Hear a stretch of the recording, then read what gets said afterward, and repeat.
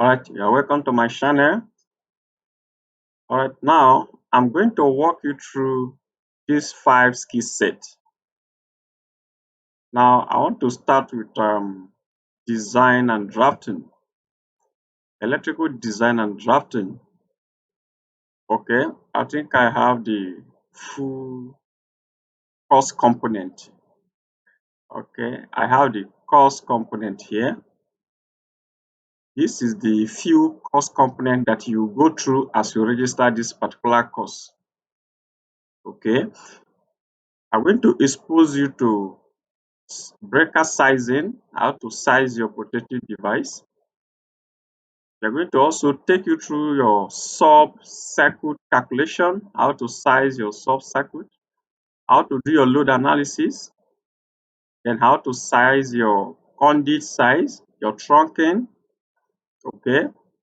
Then we have 3 standard ring circuit arrangement, standard socket arrangement. We have ring circuit and 2 radial circuit. We're going to expose you to how to do that and apply diversity to them. I'm going to expose you to generator and transformer sizing and the inverter solar selection and lighting system illumination calculation. Okay, so these are the primary component of that particular design and many more. Okay, so because of time, I couldn't list them off here, but these are the beginning, the conventional studies we are going to take you through. Okay, all right. So what is design and drafting? Because as the name implies, design and drafting. Now let's discuss about the design aspect of it before the drafting. Design and drafting is a particular skill set aside to enable engineers and technicians understand the load analysis, the load evaluation. For instance, somebody want to put up a filling station, a petrol station is going to be built, for instance.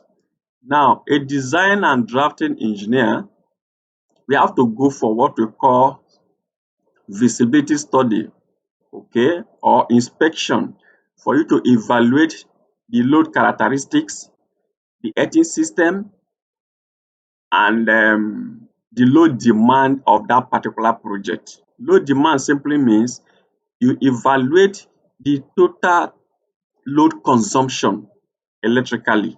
Also size the transformer that is going to be used on the project, size the generating set that is going to use for the project, then size all the service cables, service mains and the branch circuit mains, sub mains and the main circuit, size them properly.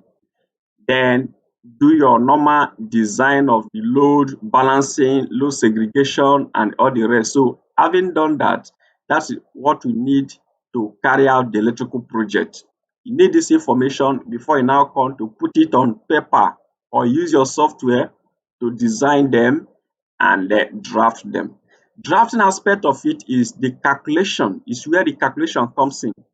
Designing is your pictorial view of bringing how to segregate your circuit, how to design the installation, how the installation is going to go from the block diagram to the pictorial schematic diagrams and all the rest. So you're going to produce about no less than 5 different drawings. Okay, bringing them together to size them is where the design come. Then your calculation how to determine the size of this, the size of this, that is where your drafting comes in. So the two exercise together, it form the electrical design and drafting. So in a summary, design and drafting will give you the ability to understand your load characteristics, your earthing type you want to use, your size of devices such as breakers, sizing your breakers, sizing your cables, sizing your transformers, sizing your generators. Okay, all right. So this is design and drafting. This is a very good skill. It's a very vital skill that every engineers and technician should know about it. For instance, somebody want to install equipment like 50 horsepower equipment.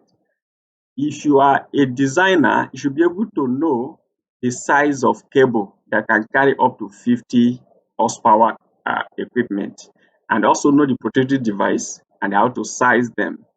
All right, so this is a very, in fact, it has to be a what we call, there's what we call electrical craft principle.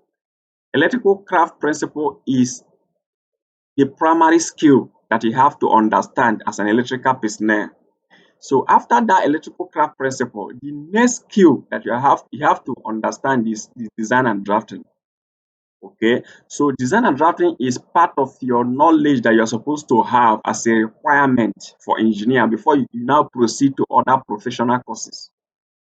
Okay, so design and drafting is not actually a professional course, but is a course that it will grant you whatever thing you want to do electrically. Nobody will have to uh, uh, use that, is have to push you around. Whatever thing you are doing, you have to prove that this is why I use this size of cable, this is why I use this size of MCB rating, because here you know the associated calculation that you have to put up before you now size a breaker or size a cable. So nobody will have to question you, why do you have to use this size of cable, and you'll be looking at the person as if the person asked the wrong question. So you have to defend whatever thing you do electrical, you have to defend it. You have to prove the parameter that you used, and how did you use the parameters to arrive at that particular rating or that particular sizing. Okay? As an engineer, whatever thing you put up must go through calculation. It must follow the process. Okay, there is a body called IET, Institute of Engineering and Technology. They are the body governing electrical regulation. Okay, electrical practice, at least for Nigerian and other countries that are using 230 volts to 400 volts. Okay, why National Electrical Code govern the country that are using 110 volts and 160 volts and 120 volts, 110 volts, and so on. Okay, all right. So that is the majorly two different voltage range that govern the rest of the countries globally. All right. So that is for design and drafting. Is a very a very important and essential knowledge that you have to acquire as an electrical personnel that will aid you to go other professional courses. You do well if you understand this whenever you go to other electrical professional courses. Now, the next to this is electrical in industrial motor control. Industrial motor control is strictly for this knowledge is strictly for industrial application. Okay, although we have it for normal commercial applications and residential applications, but mostly for industry. You know, oftentimes you hear people say, I want to learn industrial electrician, industrial electrician. Okay, all right. So my advice to them is for you to run those related courses. What is those particular um, um, skill that are required in the industry is what you need to learn. Okay, I don't want you to confine the knowledge to industrial electrician. No, there's a particular skill set aside for industrial maintenance, industrial installation, and industrial applications. So one of them is in industrial motor control. Okay, all right. So if you go to the industry to carry out electrical services, it's very, very rare you walk up to 1 hour without meeting in the electric motor.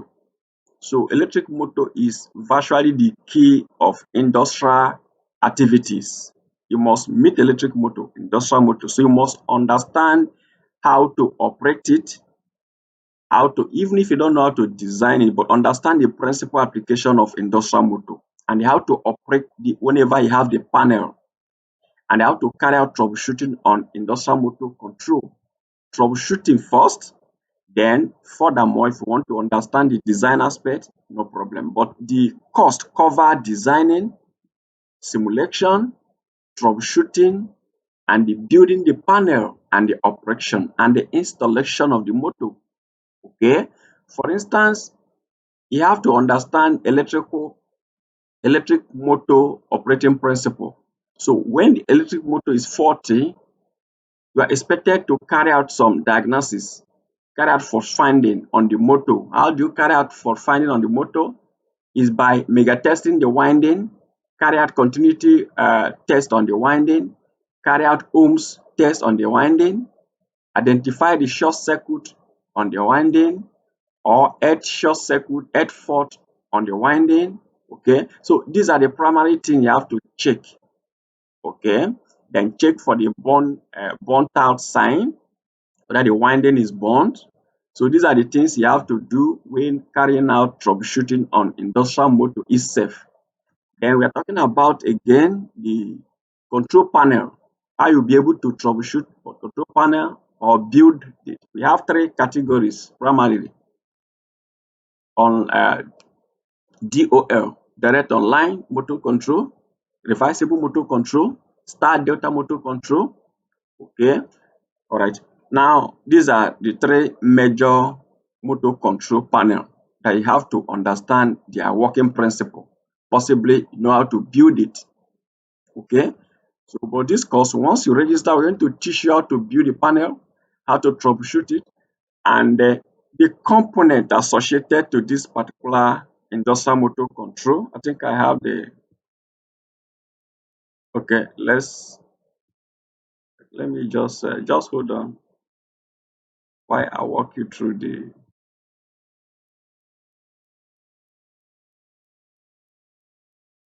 okay. So I have the course component here. So the objective, I think I sent objective and the course, what you have to understand about them. So this is what we're going to expose you to. You're going to learn the whole of this for the industrial motor control. Okay. So this other aspect, just hold on, let me walk you through the course component. Okay, for instance now, industrial motor, we're going to talk about the application of the motor protections. Okay, for you to protect the motor, we have the whole of this to design and the configure. We have phase sequence, phase failure, voltage monitor, and a circuit breaker or fuse, thermal overload relay, and interlock. These are the devices responsible to protect your motor. So we are going to learn how to apply them and how to use them. Okay. So industrial motor control course is strictly for engineers, technicians, right? So it's a very interesting course. Very interesting course. It's not the duration is not more than 3 days. Between 3 to 4 days, you are done with this, okay? Because it's an intensive course. We have a lot of videos and resources that will back up your training, okay? All right, so remember we are talking about skill set. And this skill set, we also have one here, automatic controls, okay? Now, automatic control is your ability to design a circuit or logic or panel that will be able to control a particular task, okay, in automated mode. All right. For instance, I design DOL. Just listen to follow this instruction. Then when I say skill set, then follow the analysis the way the sequence I follow to and analyze how the skill set will go. So first of all, I say you are expected to understand to go through design and drafting. And I give you the reason why you have to go through design and drafting. I tell you the benefit as well. So the next following, remember we are talking about skill set. That is the set of skills that you're supposed to know. Okay. The next one I say industrial motor control. So if you now go through industrial motor control course and you are done with that, beautiful. The next one is your relay logic. Relay logic comprising automatic controls. So whenever you put up a design and you want to automate it, make it to work as on self-operating mode. So you need to understand relay logic, how to use relays, and how to use sensor, okay, how to use relay, how to use sensors, how to use limit switches, how to use photo cells. These are the devices you need to put together to automate a system. Okay, remember we are talking about automatic system. For instance, I put up, because I have gone through industrial motor control, I now design a circuit and design a panel that is going to control a motor and on direct online operation. I now decided to automate that particular motor control. Okay, if I decided to automate the motor control, I have to acquire this skill, automatic controls, so that I know how to manipulate relays, how to manipulate sensors, how to manipulate contactors, how to manipulate photo cells, and so on. So many other devices that I need to understand their functionalities and their configurations. These are the materials you put up together to control your panel, make it automated. You see how the skill set is being programmed, how the sequence will follow. You must understand this first, followed by motor control, then followed by automatic systems. I give you another scenario. If you understand how to manipulate relay, how to use relay rightly, you can also use a relay device to control your motor, to control your water pump. Okay?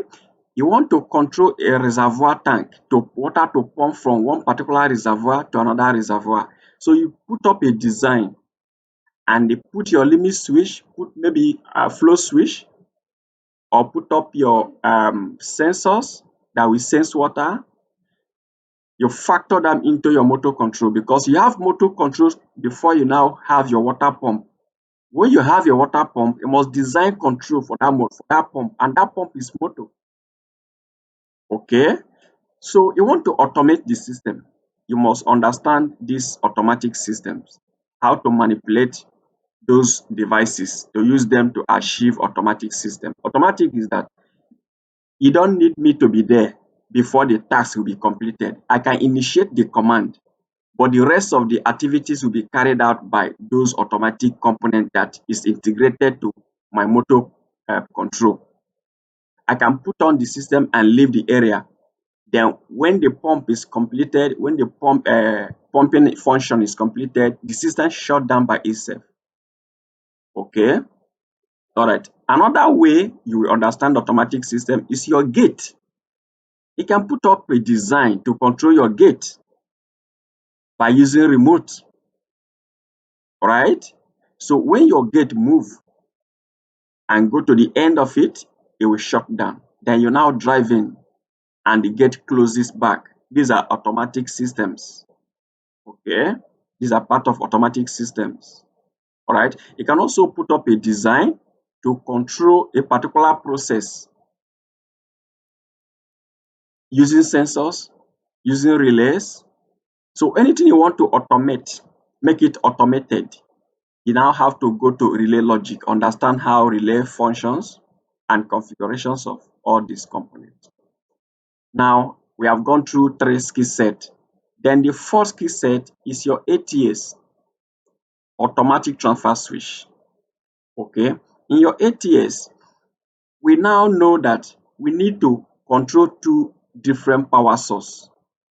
But when you register this particular course, I will expose you to up to six different ATS. Six different ATS. I'm going to expose you to analog panel whenever you want to design ATS for a generator that is having analog panel.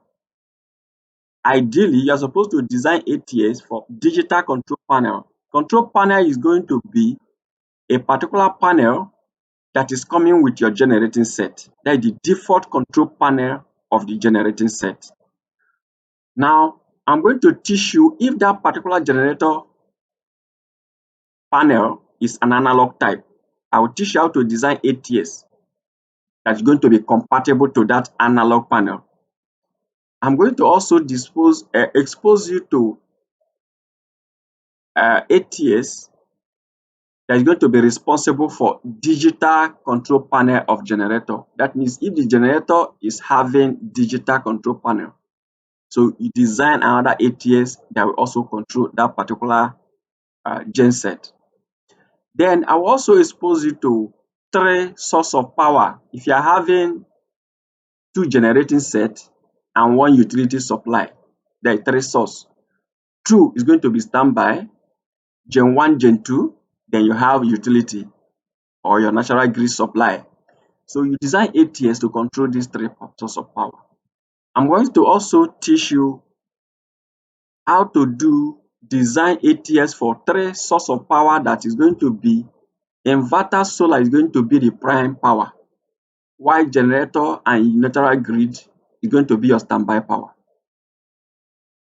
I repeat again, inverter solar system is going to be your prime source. So it's going responsible to regulate the standby and the utility. So whenever your battery is bad, whenever your battery is down, your battery and your solar system is down, that is when the generator or the utility is going to be permitted to come in. So the prime source here is going to be inverter solar. All right. So I'm going to also take you through another genset. We call it parallel or shift operation of generator. Two generator that is going to be standby for one run day and one is going to run night. So you design ATS for them. Once it is 6 o'clock in the morning come up, the genset come up and shut down 8 o'clock at night. Then the night shift genset will come up again. So two of them will be working on shift. You design them using calendar, using daily calendar or weekly calendar. Okay. So in this now, we don't need the relay. All you need is that multi-controller that will use your normal time. You use time to program it. Once it is 6 o'clock, you start. Once it is so time, you shut down. Then you kickstart another one. Before another one starts, it will first of all start it and change over before shutting down so that there won't be any power interruption. All right. So I will also expose you to the sixth one is your ability to do fast charging. There is ATS we design for fast charging of inverter. Okay. For those of us that do not have utility for long time, their utility will be available in less than 3-4 hours. Is gone. And you and I know that charging inverter battery will take a long time, especially those of us that have about 8 inverter bank. We have about 8 numbers or 10 numbers of batteries. So we cannot charge this set of battery, this battery bank within limited time. We cannot charge them for 4 hours.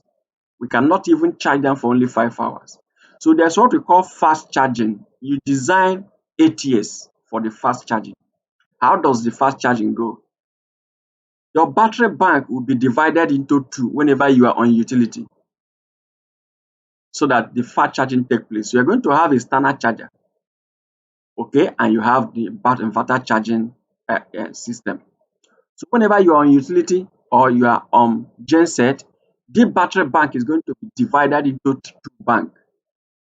Okay, inverter charge one side, then your external charger charge the other side. So that if the utility is going to be available for limited time, like 4 hours only or 5 hours only, that battery bank will be fully charged because the battery is going to be divided. So inverter charge one side, external charger charge one side. So to make it faster. So when the power is out, the ATS connect the battery bank back again to the normal full size. Okay. So we're going to design ATS that are going to be responsible for that operation. Now, lastly, we are going to discuss about PLC. All right.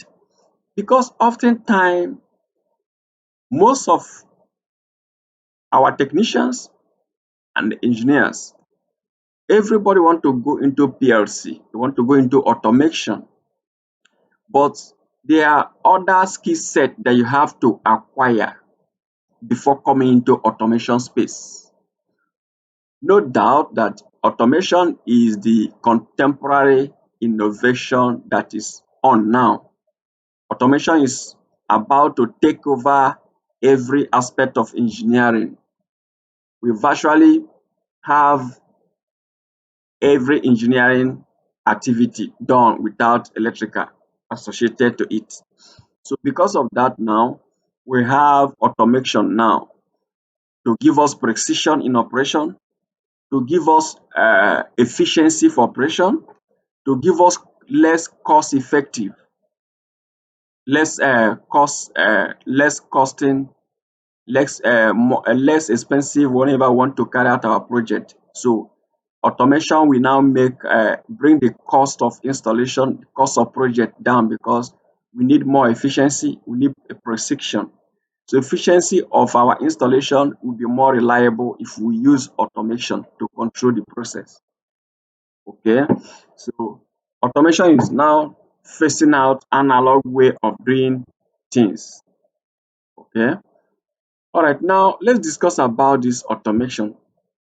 Automation is specially designed for those of us that are into electrical practice already. You have electrical knowledge already and you want to advance it. You want to utilize it more optimally. You come to automation. So let me divide automation into two segments. Automation, we have two major aspects of automation. One is writing the code, writing the program, writing the logic, okay, setting up your hardware, PLC hardware, and you write a code. Code now simply means you give the instruction, write the instruction, the sequence of operation, how the operation is going to commence and how it's going to end. You put it in writing, in code. You now download the code into PLC. Now PLC take off the activity. But before you write a code to PLC, you must have a design first that you want to control. Okay, so that field instrument, that equipment, and those are the devices put in place in that, the field devices put in place to be controlled, is what we call hardware side of it. So that is the second part you have to understand. You have to understand the working principle and the configurations that are behind your field instrument, your field devices, your field equipment, such as electric motors, your sensors, your contactors, your relays, your instrument. Understand their functionalities and their process of operation before you now write a PLC to control them. Okay, so and most of us are confining our knowledge to PLC. Meanwhile, after you write PLC, if you don't know the field instrument, if you don't know how contactor function, how induction motor function, how relay functions, you're going to find it difficult to navigate automation. Okay, so you're expected to understand how things are being segmented according to their function. I give you a scenario of industrial motor control. You know, I passed through this design and drafting. I passed through the whole of this skill set before coming into automation. I intentionally did that because I want automation to be last. I want automation to be the last skill according to the way I program this. Because if you go to automation and start writing code and you don't know how industrial motor control is, you don't know relay logic, you find it difficult to navigate automation. But if you know all this, writing code becomes so easy. Example is this. For instance, you know industrial motor control, you now design a logic to control a particular motor. You write the program, you know how to design a panel, DOL, direct online system. You know the functionalities of contactors, relays, and how you are able to design the schematic and simulate it and build the panel possibly. Now, the instruction before you control the motor is that you go to the panel and press a button and motor come up. You want to shut down the motor, you press a button too and motor shut down. Now you understand the functionality and formula to operate the motor. Beautiful. I want to automate that same motor control. I want it self-operated. Okay. It now come to the knowledge of automatic controls and use a relay, timer relays, and contactors and sensors, all right, to integrate into that particular motor control and make it self-operated. All right. Now, in that case, you have succeeded designing a panel to be self-operated. Now, you want to further automate that particular system by using PLC. You get my point now? I said the first step, you know how to design the panel. Second step, you understand how to automate it, make it automatic system. Then the third one is to write PLC program. You now use automation to control the automatic. So in that case, I no longer need a relay. I don't need timer relay whenever I want to design this particular process using automation, because in PLC we have software timers, we have software sensors, okay, that you need to integrate into the system. So I will reduce the use of my timers whenever I want to use automation. I want to use PLC to control automated system. So I will reduce the use of my timer. Physical timers will not be needed, but I will now use software timers. So it's the same process, the same, it's a chain reaction, it's a chain of communication. If you understand the process, the automation is the more efficient way of controlling automated system. Okay, the more advanced and more efficient and more precise way of doing that.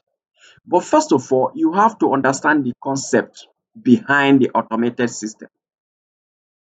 Because if you don't know how to design, how the functions of field instruments are being controlled, if you don't know it, it now come into automation. So you find it difficult to navigate whenever I said you are being sent to go and install a device.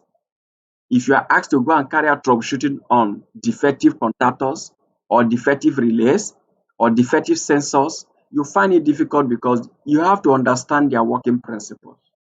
But before coming into automation, if you go through relay logic, go through automatic systems, and go through industrial motor control, you find it very fun. You are going to find it so passionate working with automation, because automation is a kind of advancing what you have learned before, learning the new method, the new innovative way of carrying out that same function you know before. Okay, you no find it difficult navigating because it's something you know how to do best. But now you're going to use automation to make it more efficient, right? So we're going to teach you automation. When you come into automation, we're going to take you to relay logic and configuration. So you're going to write this logic again and they use automation to control it. We are going to expose you back to industrial motor control and also use automation to control it. So you're going to write a program using these relay logic controls, automatic controls. You're writing program with them. You're also writing program for ATS using automation to control it. You're also writing program for industrial motor control and use automation PLC to control it. So you're using PLC to control industrial motors key that you have acquired before. You're also using PLC here to also control the automatic system that you have learned before. Okay. Now we're also using PLC to control your ATS knowledge that you know before. All right. Okay. So this is basically the skill set that I have to bring to your doorstep. Okay. All right. So if you're interested, you can now register any of this course. All right. You register any of them, then I have resources to back that up, make it faster for you. I have a simulation software that whenever you design it, we simulate it. Check my video and check my page. You see simulation software that I normally use to design my put up my designs. And they have three different diagram types. We have ladder diagram that we want to use. We have schematic diagram to use. We have wiring diagram to use. We have block diagram to use. So we have about 4 different diagrams. You have to learn how to design them, how to interpret them, how to carry out troubleshooting using those diagrams. All right. Okay. So when we say electrical design, design is like you compose a music, you write your music, you compose them, and you publish them. The same way you put up a design, when you carry out a design, you test the design, you simulate the design, and you implement the design on practical base by wiring those components together, the 3D component, the actual component of the project. You wire them together, test them, pre-commission them. Okay, when you do that, there is no cause to panic that you won't know how to carry out troubleshooting because you put up the design. Okay, like I always give some people illustration. I give narrative that if you are a musician, you write your music, you compose your music, and you release the album. Whenever you are called upon to exhibit that same character, to carry out that same exercise, to play that same music, you'll be able to deliver them safely and efficiently because you write it and you compose it. So the same way in electrical field, if you know how to design and you know how to simulate it, you know how to carry out the wiring, you know how to carry out the installation. So troubleshooting is very easy for you because it's something that you know how to do best. It's something that you have to design, carry out the troubleshooting, you carry out the wiring from terminal to terminal and simulate it. So once you know all this, so troubleshooting becomes very easy. And for you to interpret existing installation that was done by someone, you find it so fun, very easy. Okay. All right. So thank you. This is what I have to expose, bring to your doorstep so that we register the cost. I will take it up from there. All right. Thank you.